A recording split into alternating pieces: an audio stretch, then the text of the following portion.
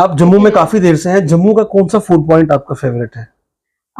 मैं केएस के रिजल्ट के बाद काफी फूड पॉइंट्स पे गई हूँ। उससे पहले I didn't use to go out much. सब कुछ मुझे लगता है घर का खाना, राजमा चावल, घर का खाना जो भी है मुझे बहुत पसंद है। गुजरात के समय आपको मुश्किल हुई होगी फिर?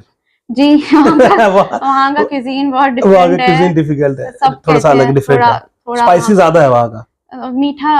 वो तो काठियावाड़ वाला एरिया है सौराष्ट्र का, जहाँ स्पाइसी होता है। जहाँ हम थे गांधीनगर में, वहाँ पे वो जलेबी फाफड़ा और थोड़ा स्वीट ज्यादा, तभी वहाँ के लोग भी बहुत मीठे हैं। आई थिंक मेरा कोई सोशल मीडिया अकाउंट नहीं है। मुझे कल ही पता चला कि कुछ लोगों ने फेक अकाउंट्स बना के लिख दिया है कि I am very happy to have achieved this rank, that I went to Gujarat, I stayed in a hostel and I had to do all the things by myself. वहाँ पे कोई नहीं आ रहा कपड़े धोने आपके। तो खाना भी खुद ही बनाते थे? नहीं, खाना तो मैं हॉस्टल में खाती थी ही। शक्तिमान देखा कभी आपने? शक्तिमान बचपन में देखा था, शक्तिमान बचपन में। नमस्कार, आप सभी का स्वागत है जम्मू लिंक्स न्यूज में और मैं हूं विशाल शर्मा। अनमोल राठौर एक ऐसा नाम जिन्होंने भद्रवाह से निकलकर JKAS की परीक्षा में पहला स्थान हासिल किया और उसके बाद अब यूपीएससी में 7वां स्थान ऑल इंडिया रैंक में उन्होंने हासिल किया है। एक बड़ी अचीवमेंट है उनकी कि कैसे भद्रवाह से वो बाहर आई, उसके बाद back to the back achievements उन्होंने हासिल की और अब गौरवान्वित है पूरा जम्मू कश्मीर अनमोल राठौर पर। अनमोल जी, बहुत बहुत शुभकामनाएं, आपको बहुत बहुत स्वागत आपका। Thank you so much. सबसे पहले यही जानना चाहूंगा कि ये जो एक सक्सेस लाइनअप आपने बिल्डअप किया है कि पहले आपने केएस में टॉप किया, उसके बाद आप यूपीएससी में आपने ऑल इंडिया 7th रैंक लिया, इसके पीछे मेहनत किस प्रकार से किया?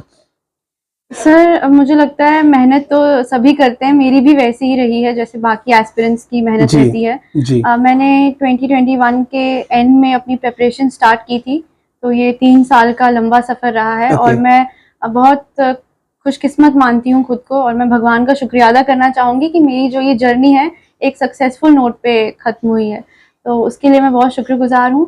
मेहनत वैसी ही थी जैसा मैंने कहा कि हर एस्पिरेंट की होती है, 8 घंटे पढ़ना और रिवीजन करते रहना, टेस्ट देना, तो वैसा ही रहा है journey. That is all. Bhaderwah से आपकी शुरुआत है, आई थिंक स्कूलिंग आपकी भद्रवाह में हुई, उसके बाद जम्मू में भी आपने स्कूलिंग ली। तो ये जो उतार चढ़ाव थे भद्रवाह से जम्मू और उसके बाद शायद आप गुजरात भी गई हैं, तो क्या इन सभी चीजों ने कंट्रीब्यूट किया आपके सक्सेस में? Certainly sir. सबसे पहले तो मैं बताना चाहूंगी कि मेरी प्राइमरी स्कूलिंग किश्तवाड़ से हुई है। जी, भद्रवाह से मैं बिलोंग करती हूँ, पर स्कूलिंग मेरी किश्तवाड़ से हुई है।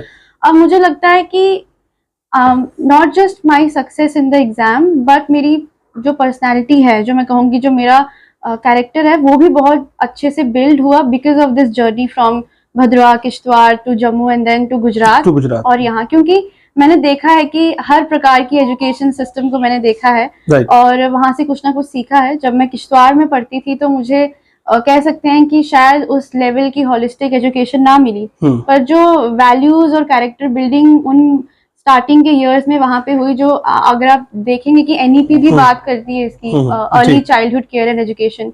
आज हम पढ़ रहे हैं पर मेरी वो early childhood care and education वहाँ पे मिला मुझे, जहाँ मुझे टीचर्स ने बेसिक मैनर्स, बेसिक वैल्यूज सिखाए। फिर मैं अगर जम्मू आई तो वहाँ पे मुझे अचानक से एक completely different set of education मिला। English medium education, holistic, comprehensive, extra curricular activities, जो चीज़ें मुझे मालूम भी नहीं थी। तो यहाँ पे आके मैंने सीखा कि नहीं, थोड़ा सा I have to gear up because competition काफ़ी ज़्यादा है। और उसके बाद जब मैं गुजरात गई तो again that was a bigger challenge for me, क्योंकि वहाँ पे आप देख रहे हैं कि पूरे इंडिया के बेस्ट माइंड्स जो लॉ की स्टडी कर रहे हैं वो उस NLU में थे, एंड वहाँ पे आप उनके साथ कम्पीट कर रहे हैं, उनसे सीख रहे हैं। तो मुझे लगता है इन सब चीज़ों ने बहुत अच्छे से प्रिपेयर किया मुझे कि लाइफ में कोई भी एग्जाम हो, कोई भी चैलेंज हो, I can fight it out. तो आई थिंक उस सब के लिए आई am very thankful. Most interesting तो ये है कि आप लॉ करने के बाद आपने केएस करा, उसके बाद आप यूपीएससी में आए, तो ये जो आपने स्विच ओवर लिया, इसके पीछे कौन था? आपके पेरेंट्स थे, आपके दोस्त थे, या कौन था? सर, मैं कहूँगी ये स्विच ओवर नहीं है, ये बहुत well thought out part of the plan था। क्योंकि सिविल सर्विसेज का डिसीजन मैंने लिया ही था कि मतलब मेरा एम जो था वो था कि मैं सिविल सर्विसेज में ही जाऊं। उसी के बीच में मुझे लगा कि मुझे लॉ की पढ़ाई करनी चाहिए, क्योंकि ग्रेजुएशन अगर मैं जनरल करती तो शायद मुझे उतना बेनिफिट ना होता जितना मुझे लॉ की स्टडी से हुआ। So I believe that law had to be means to an end, not an end in itself. मतलब यूपीएससी के लिए लॉ जो है वो बड़ा हेल्पफुल है, आप ये कह रही हैं? मुझे लगता है यूपीएससी के लिए नहीं, हर सिटीजन के लिए, हर पर्सन के लिए, जागरूक सिटीजन के लिए knowing the law is very important. But certainly एक पब्लिक सर्वेंट के लिए, एक सिविल सर्वेंट के लिए भी बहुत इंपॉर्टेंट है, because at the end of the day we are the executing agency, हमें इम्प्लीमेंट करना है जी। तो उसके लिए तो लॉ का जानना काफी जरूरी है। इतनी बड़ी स्टडीज आपने की, आपने कहा आपने लॉ किया, उसके बाद जेकेएस किया, उसके बाद आप सिविल सर्विस यूपीएससी में आपकी, इस सब के बीच आपकी जो पर्सनल लाइफ पे अगर मैं बात करूं तो क्या निजी जिंदगी के लिए आपके पास समय था? शादियों में जाना, दोस्तों से मिलना, या पार्टीज करना, या आउटिंग्स करना, कुछ था आपके पास? सर मुझे लगता है सर्टेनली बहुत सारे लोग बैलेंस कर लेते हैं अपनी सोशल लाइफ भी और पढ़ाई भी। मैं शायद उतने अच्छे से नहीं कर पाई। अनमोल राठौर वो नहीं थी? मैं नहीं थी, तो मुझे लगता है ये एक शॉर्टकमिंग थी मुझमें कि मैं बैलेंस नहीं कर पाती थी। मुझे लगता था कि अगर मेरी प्रायोरिटी पढ़ाई है तो मैं फिर पढ़ाई ही करूं। सर्टेनली मैं खुद को टाइम देती थी, अपनी हॉबीज को टाइम देती थी, बट सोशल इंटरेक्शंस काफी कर्टेल हुई, स्पेशली मेरे फ्रेंड्स के साथ उतना इंटरेक्शन नहीं हुआ। We were in touch but उतना मीटअप नहीं हो पाता था। तो इसमें मैं अपने फ्रेंड्स को भी थैंक यू बोलना चाहूंगी, because they have been very understanding. ताकि वो दूर रहे आपसे, इसलिए वो दूर नहीं रहे, they were always reachable। अगर मैं उन्हें कभी बात करना चाहती थी, single click they were reachable, but physically they were reachable। okay। हाँ, तो भले ही वो मेरे एनएलयू के फ्रेंड्स हो या स्कूल फ्रेंड्स हो, they were very understanding। तो उसके लिए I think I would like to thank them. Family functions का क्या था, मतलब वो भी अटेंड किए, वो भी छोड़ दी? ठीक है, आज तो 8 घंटे पढ़ाई करनी है और नहीं हो पाएगा फंक्शन अटेंड, और कभी मम्मी पापा से कभी झगड़ा हुआ हो? जी, आई थिंक इसमें एक ब्लेसिंग इन डिस्गाइज कोविड रहा, क्योंकि मेरी प्रिपरेशन का मेजर पार्ट कोविड में था। तो आपने एडवांटेज लिया कोविड का पूरा? तो उसमें काफी हद तक सोशल गैदरिंग्स रिस्ट्रिक्ट हो ही चुकी थी। तो कहीं जाना तो होता ही नहीं था। बट उसके बाद भी जो मेरी प्रिपरेशन रही, जो इम्पोर्टेंट सोशल इवेंट्स थे, जहाँ जो फैमिली के इवेंट्स थे, जहाँ जाना चाहिए वहां मैं जरूर जाती थी। बट सर्टनली जो स्किप मैं कर सकती थी मैं उन्हें स्किप करती थी, क्योंकि मुझे लगता है आप किसी सोशल इवेंट में जाते हैं और आप अब ग्रेजुएट हो चुके हैं, आप कुछ कर नहीं रहे, तो सब रिश्तेदार पूछते हैं क्या कर रहे हो, क्या नहीं कर रहे हो, एग्जाम दे रहे हो, नहीं हुआ, क्या हुआ, प्रेशर क्रिएट होता है। और फिर आप वो चीज भूल नहीं सकते। आप घर आके पढ़ने भी बैठेंगे तो आपको वो कमेंट्स याद आते हैं। तो मैंने जब वो 1-2 बार एक्सपीरियंस किया, मुझे लगा कि I should skip certain events, और वो मैंने किया। Usually why I'm asking these questions because जब हमने आपका लास्ट ईयर जेकेएस का इंटरव्यू किया था तो मैंने आपसे वो सारे सवाल किए थे कि आपने प्रिपरेशंस कैसे की, और उसके अलावा स्टडी में क्या पॉइंट इंपॉर्टेंट रहते हैं, हाउ टू स्कोर हाई, ये आपने लास्ट इंटरव्यू में बताया था। आपके बारे में ये जानना बहुत जरूरी है कि जो प्रिपरेशंस रहती है, तैयारी के बीच में आपकी निजी जिंदगी कितनी प्रभावित रहती है, वो बड़ा इंपॉर्टेंट पॉइंट है। बट ये बताइए, आप भद्रवाह से गुजरात तक गई, क्या बदलाव आपने खुद में पाया? मतलब आप भद्रवाह से थी, जाहिर सी बात है एरिया उतना ज्यादा डेवलप नहीं है, और गुजरात तक आप गई हैं, क्या चेंजेस आपने अपने अंदर लाए? तो मुझे लगता है कल्चरल चेंजेस या कुछ और चेंजेस डेफिनेटली आते हैं जब आप एक जगह से दूसरी जगह जाते हैं। मुझे लगता है भद्रवाह से किश्तवाड़, किश्तवाड़ से जम्मू की जर्नी में ही मुझमें इतने चेंजेस आए, तो गुजरात जाके तो डेफिनेटली बहुत ज्यादा चेंजेस आए। चेंजेस हम, मुझे लगता है, कभी कभी वॉलंटरीली नहीं लाते, हम अपनी मर्जी से चेंजेस नहीं लाते, वो खुद ब खुद आ जाते हैं लाइफ के एक्सपीरियंसेस के साथ।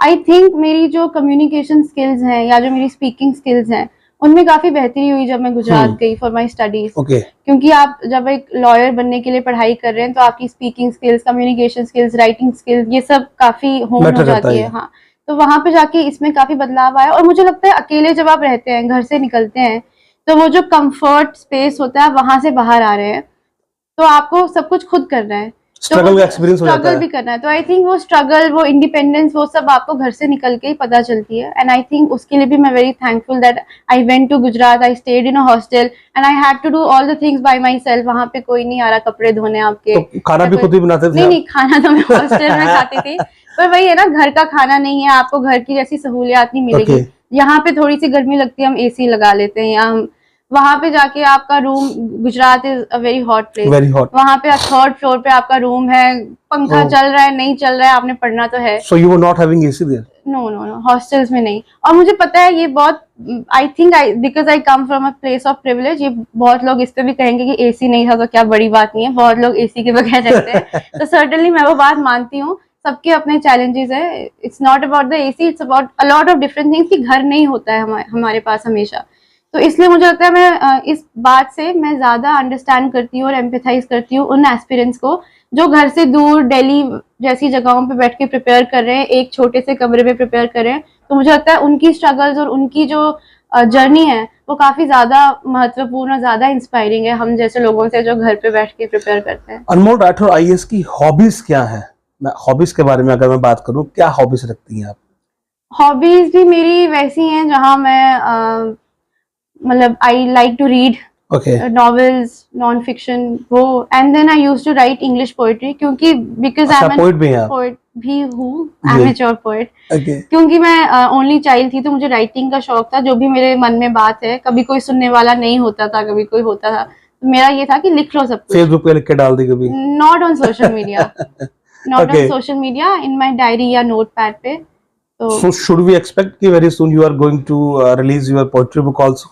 I have actually, मेरी 2 पोएट्री बुक्स पब्लिश हो चुकी हैं। हाँ जी, वो दे आर पब्लिश्ड। उनका नाम, टाइटल थोड़ा सा अगर कुछ? एक तो मैंने बहुत पहले पब्लिश की थी, वो तो बिल्कुल एमेच्योर पोएट्री है, that was called unknown face. Okay. And then second book I published in 2020, just before COVID hit. In English language? The English, उसका नाम था Songs from the Saffron Valley. Okay. Saffron Valley, Kishtwar, and Songs Poetry. Okay. These are the 2 books. तो इसके अलावा movies देखना, TV या match देखना, तो क्रिकेट का बहुत क्रेज है लोगों में, तो क्या वो आपकी हॉबीज कभी नहीं रही? मैं देखती थी, बट द थिंग इज कि मेरा स्क्रीन टाइम, आजकल तो आईपीएल फीवर बहुत ज्यादा है। I used to follow cricket some time back, but अभी नॉट दैट मच। थोड़ा सा सीरीज देख ली, कोई वेब सीरीज देख ली या कोई शो देख लिया ऑनलाइन, वो मुझे काफी स्ट्रेस बस्टर लगता था। कॉमेडी शोज देख लिए, और यही। शक्तिमान देखा कभी आपने? शक्तिमान बचपन में देखा था। शक्तिमान बचपन में देखा है बहुत। अभी प्रिपरेशन में उतना मैं रेगुलरली तो फॉलो नहीं करती थी, but I used to watch. Okay, तो मुझे ये बताइए कि एक्स्ट्रा कोचिंग ली आपने, क्योंकि सिंस आपने एक बार टॉप किया, दूसरी बार अपने ऑल इंडिया रैंक 7th लाया है, क्या इसमें आपकी अपनी ही मेहनत है या आपने एक्स्ट्रा कोचिंग भी ली है? सर आई थिंक अपनी मेहनत तो है ही, बट साथ में थोड़ी हेल्प की भी जरूरत पड़ती है। मैं आई गो बैकवर्ड्स, जो मेरे इंटरव्यूज थे उनके लिए मैंने मॉक्स दिए थे। मैं कुछ देर के लिए दिल्ली भी गई और मैंने ऑनलाइन मॉक्स भी दिए, मॉक इंटरव्यूज। उससे पहले मैंने मेंस के लिए लास्ट ईयर टेस्ट सीरीज ली थी 2022 के अटेम्प्ट में। तो वो टेस्ट सीरीज से भी आपको थोड़ा पता चल जाता है कि आपकी आंसर राइटिंग का लेवल क्या है। इवैल्यूएशन से हेल्प मिलती है। और एक मैंने क्रैश कोर्स लिया था प्रीलिम्स के लिए, दैट इज ऑल। कोई फाउंडेशन या क्लासरूम कोर्स नहीं लिया था। मतलब वो बड़े बड़े महंगे वो जो कोर्सेज के एडवर्टीजमेंट आते हैं, वो जो हम अक्सर देखते हैं, जी जी, उन चक्रों में आप नहीं पड़े हैं? जी नहीं, मैंने नहीं यूज किए। ऑनलाइन तो आपने स्टडीज की ही होंगी? मैंने जैसे कि आपको बताया, मेरा स्क्रीन टाइम 10-11 घंटे होता था, क्योंकि मैं फुल्ली यूज करती थी ऑनलाइन जो फ्रीली अवेलेबल मटेरियल है। यूट्यूब के लेक्चर्स हो गए, करंट अफेयर्स हो गए, जो कंपाइलेशंस आती हैं करंट अफेयर्स की, उन सबको मैंने थॉरली रेफर किया है, बट नो क्लासरूम कोचिंग। किस किस सोशल मीडिया पे आपके अकाउंट है, अगर मैं जानना चाहूं? हाँ, आई होप कि लोग ये देख रहे हो और मैं इस माध्यम से बता दूं कि मेरा कोई सोशल मीडिया अकाउंट नहीं है। मुझे कल ही पता चला कि कुछ लोगों ने फेक अकाउंट्स बना के लिख दिया है कि I am very happy to have achieved this rank, but that is not me. I have no social media account. So you don't have any social media account on Facebook, Instagram, or no, I don't. Nowhere. I don't. I do use my mother's Instagram account just to keep a tab on what's happening. Okay. But I don't have my own account. So ये भी एक बहुत बड़ी बात कह रही हैं कि आज के दौर में एक सोशल मीडिया अकाउंट आपका नहीं है। नहीं है। तो क्या जो बाकी के लोग तैयारी में जुटे हुए हैं वो आपकी एडवाइस को सीरियसली ले लें, अपने अकाउंट डीएक्टिवेट कर लें? नहीं नहीं, डेफिनेटली नॉट। अगर आप बैलेंस कर सकते हैं सोशल मीडिया और पर्सनल लाइफ तो और पढ़ाई, तो आप डेफिनेटली यूज करें। मुझे लगता है social media is a good way to interact with people, अपने फ्रेंड्स के साथ टच में रहने के लिए। But then social media is not just social media. आप उसमें घंटों अगर रील्स देखेंगे और शॉर्ट्स देखेंगे तो फिर उसका कोई फन नहीं, फिर वो सोशल मीडिया नहीं रहा, फिर आप डिस्ट्रैक्ट हो जाएंगे और फिर पढ़ाई पता ही नहीं चलता। हम 5 मिनट की ब्रेक को 50 मिनट की, 5 घंटे की बना लें, तो वो मत करिए। अगर आपको लगता है कि आप डिस्ट्रैक्ट हो रहे हैं तो डेफिनेटली डीएक्टिवेट। आप सेकंड टाइम आपने ये बड़ी अचीवमेंट लाई है, जो आपके रिलेटिव्स हैं वो अब आपसे बात कर रहे होंगे, कैसा फील होता है आपको कि एक समय जिस चीज के लिए आपने थोड़ी दूरी बनाई और आज जब अपने अचीवमेंट हासिल कर ली है, आप वो सभी लोग आपसे वापस आके अटैच हो रहे हैं, तो किस प्रकार की फीलिंग होती है? और मुझे लगता है कुछ शिकवे भी करते होंगे, गिले शिकवे भी होते होंगे उनके आपसे? गिले शिकवे पहले होते थे जब उन्हें पता नहीं था कि मैं क्या कर रही हूँ। तब होता था कि अब तो इसने पढ़ाई भी कर ली, अब क्यों नहीं आती है, क्यों नहीं एटीट्यूड आ गया है। हाँ, इसमें क्या एटीट्यूड आ गया, किस बात का एटीट्यूड आ गया। बट आई थिंक अब होपफुली सबके गिले शिकवे मिट गए होंगे, अब तो सिर्फ कॉन्ग्रेचुलेटरी मैसेजेस हैं। मुझे लगता है सबकी लाइफ का ये पार्ट होता है, जब वो किसी चीज को पाने के लिए प्रिपेयर कर रहे होते हैं, पढ़ाई कर रहे होते हैं, तो थोड़ा डिस्टेंस हमें बनाना पड़ता है, क्योंकि हम नहीं हर चीज के लिए स्पेस बना सकते अपने माइंड में। कोई भी ऐसी बात होगी, कुछ भी अगर आपको थोड़ा सा भी हर्ट कर गया या आपके दिल को लग गया, तो आप पढ़ाई नहीं कर पाएंगे। मोस्ट ऑफ द पीपल, उनके साथ ऐसा होता है। तो डिस्टेंस बना लें, क्योंकि बाद में जब आपको सक्सेस मिलेगी तो सब वापस आ जाएंगे। No, you want to say this कि हर बंदे का जो कैलिबर है वो अपना है, और अपने हिसाब से यू हैव टू डिसाइड कि आप इस चीज के साथ एडजस्टेबल है या नहीं है। जी जी, डेफिनेट। मुझे लगता है कुछ लोगों को अच्छा लगता है कि वो लोगों से बात करते हैं अपनी प्रिपरेशन के क्योंकि दौरान। मैंने बहुत लोगों से बात की, हाँ, उन्होंने कहा कि वो हमारी प्रिपरेशन के दौरान हम लोग शादियों में गए, हम लोग फंक्शंस में गए, एंड यू आर सेइंग कि आप कहीं पर भी नहीं गए। मैं कहीं पे And you have taken the advantage of COVID also. and I used to attend important functions, मतलब कुछ बहुत कोई खास हो। हाँ, बहुत कोई खास हो। मुझे पता है ऐसे बहुत लोग हैं जो चाहते हैं कि वो जाके लोगों से बात करें, ब्रेक्स में दे इंटरेक्ट विद पीपल।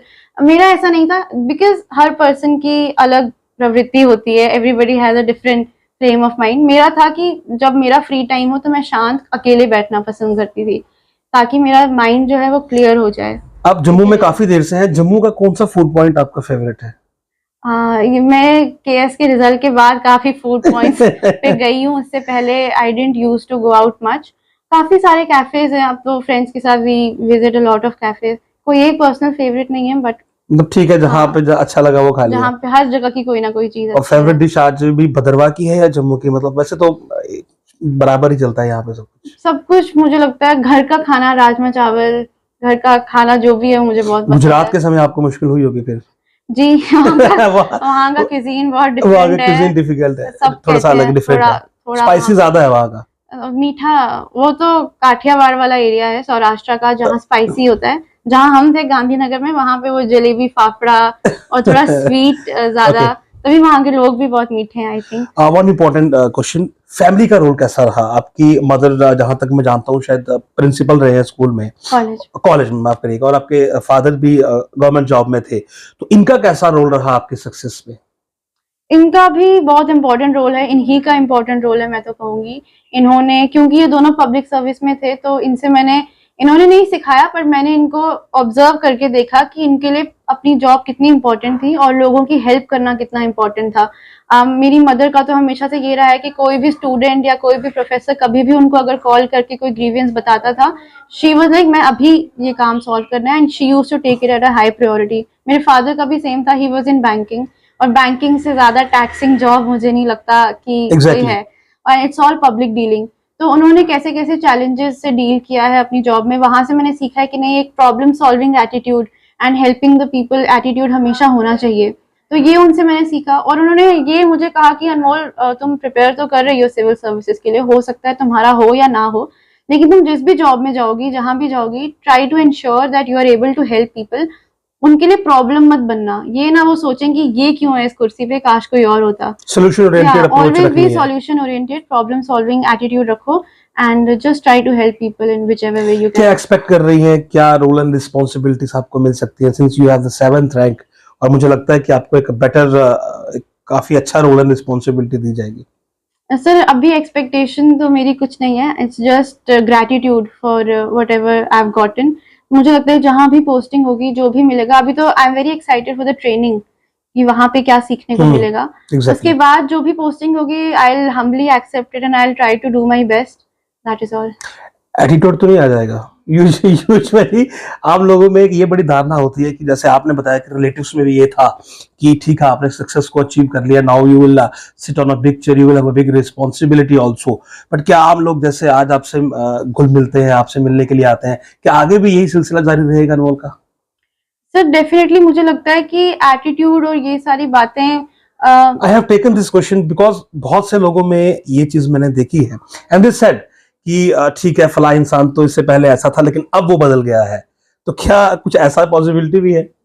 मैं कहूंगी अभी तो मैंने सर्विस एंटर नहीं की है, तो शायद मेरा आंसर 100% करेक्ट ना हो, पर मुझे लगता है जब आपके पास बहुत ज्यादा रोल्स एंड रिस्पॉन्सिबिलिटीज आती हैं, हो सकता है कुछ लोग बहुत बिजी हो जाते हैं, टाइम कंस्ट्रेंट्स होते हैं, आपको बहुत सारी चीजें मैनेज करनी होती हैं, बट उससे आपके जो इंटेंशंस हैं और जो आपका कैरेक्टर है उसमें चेंज नहीं आनी चाहिए। Exactly. आपके जो मूल भाव से आप हैं वो आप वैसे ही होने चाहिए जैसे आप थे जब हमने सेट किया था कि हमारा ये गोल होगा। वो जो ह्यूमिलिटी है वो हमेशा होनी चाहिए, ग्रैटिट्यूड फॉर द सर्विस और पीपल ओरिएंटेड नेचर जो है आप में वो हमेशा होनी चाहिए।